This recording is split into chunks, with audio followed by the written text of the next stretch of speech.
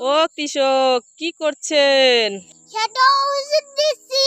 তাই খেতে ওষুধ দিচ্ছেন? কেমন ধান হয়েছে?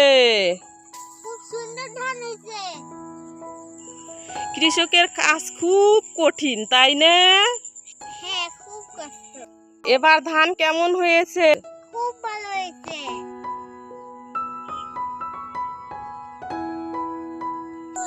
ভালো হয়ে লাভ নেই।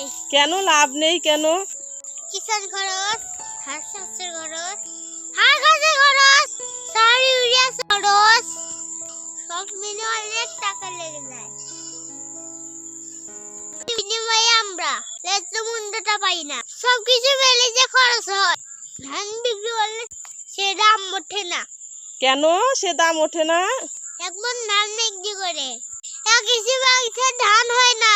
কোন ধান বিক্রি করে একটা কৃষকের দাম হয় না। কৃষকের যে দাম তাতে আমাকে চাষবাসের দেয় উচিত। যেমন লেখাপড়া করি নেই, হাঁস চাষ করে খাই।